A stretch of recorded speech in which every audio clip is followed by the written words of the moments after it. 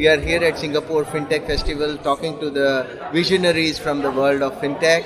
And I am here sitting with Willie Chang, who is the CEO of one of the latest exchanges in the area of Bitcoin based in Singapore. And it is probably the first ever exchange to be set up in Singapore. And let us understand from Willie what makes Wowoo Exchange, what a Wowoo name, okay? And what does make this interesting? How did he choose about this name? And what makes this exchange so interesting from the point of view of the users? Hello, Willie. Welcome to Finbizness. Thank you very much for having me.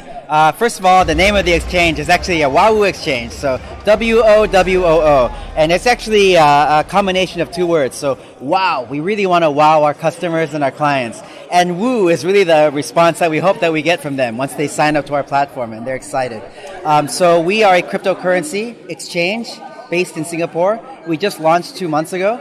And we've been very, very heavy on marketing since then and have attracted a lot of users in Singapore. As you mentioned, Singapore homegrown, so our headquarters are here, our target clients are here, almost all of our employees are Singapore based, and a lot of our partners as well are Singapore companies. So we've issued a few press releases. Our KYC, Know Your Customer Vendor, Synopsis Solutions, is based in Singapore, also exhibiting at the Fintech Festival. On-chain custodian as our custodian provider is a Singapore company, and just yesterday they won the MAS FinTech Award for innovation, and they actually won $150,000. So another proud partner of ours. And then a third one that's just down here, down the hall, is Xfers, which is their technology actually allows our clients to use Singapore dollars to trade Bitcoin and Ethereum on our platform. Fantastic. So you have already got a lot of credentials just with your launch.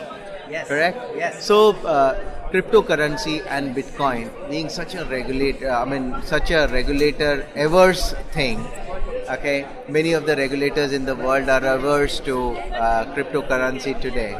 Okay, how do you manage it, especially in this kind of risk that can be faced by the exchange in the future? How do you work with the regulators in that? What is your opinion about the regulations in and around? For us, compliance is really, really key. And actually, if we had to err on the side of being too compliant, that's really the direction that we want to take this. Because there's so many bad actors in this space, a lot of dodgy exchanges, dodgy users, and even dodgy governments that have come into the space. And we really want to differentiate ourselves by building a brand and a platform that people can trust. So what that means is that the MAS, which is the Singapore regulator, is actually about to, in January, release their licensing scheme. And we want to be in the front of the line to apply for that. And what does that mean for our exchange, and what does that mean for our performance?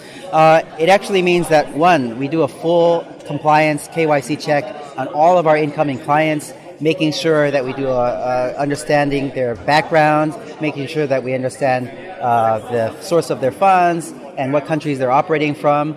We also do a full transaction monitoring, right? So every trade that comes in, we take a look at where the source of funds are. Every trade that goes out, we check the address and make sure that that's not associated with anything funny. On the custody side, we also work with some very trusted providers. As I mentioned, on-chain custodian is actually just one of many that we work with. And also, that's something that the regulators really emphasize to make sure that our clients' funds are kept secure and safe. Fantastic. So, on one side is the regulatory part of it. What are the kind of hygiene factors that you have to keep into mind to make sure that you don't go against the compliance norm, number one? Number two, there has been a lot of attacks on crypto exchanges in the past where people have lost a lot of money. So how are you ensuring that this the wealth of the people who work with you is safe and there is trust in it?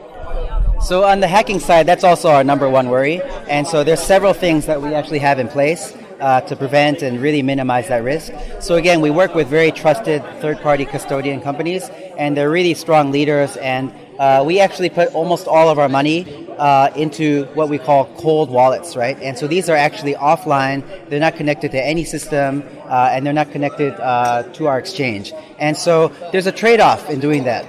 What that means is that if somebody wants to withdraw their funds, we actually have to go and retrieve it and get it. So there's a little bit of a delay in doing that. But what happens, and the positive is that if you were even to get in and hack into our system and you peeled back the covers, you'd see, oh, actually there's almost no money there and nothing to hack into.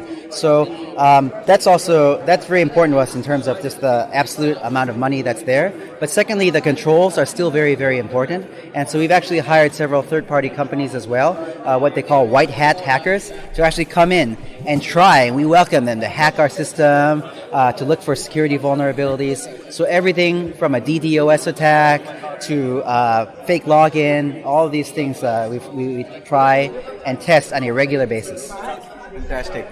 Trust is one of the biggest foundations on which an exchange is built. Okay, what have you tried to bring in the maximum amount of trust, especially from the retail investors who are very finicky when they invest into the market? How do you try to build in that trust? Yeah, so in addition to the platform and the security that we talked about, I think it's also really important to surround ourselves with a really strong team. And so I think that we've built a really, really good group of individuals. Most of us come from banking backgrounds. And so even for myself personally, I worked 10 years in the securities industry. I had a chance to personally apply for different licenses. And so I'm quite familiar with that process with the MAS as well. And between the other team members, we've worked at DBS, we've worked at Standard Chartered Bank, we've worked at Mizuho. And so that background and that experience and those relationships, I think, are also really important, and they go well in hand with the platform and the security. Any expansion plans in countries other than Singapore, or do you want to attract investors from other countries? Yes, so again, our focus right now is Singapore, but once we finish with the licensing process and we get that, we do want to start expanding to other countries in Southeast Asia, and our first target after Singapore is going to be Philippines, where we actually have already set up some companies, and our customer service center is actually based there right now. Fantastic. Wish you all the best, Willie, on your Wowoo Exchange, and we would look forward to see you create wows for all your customers and see more and more of them into your network. Thank you very much. Appreciate it. Thank you very much for stopping by. Thanks.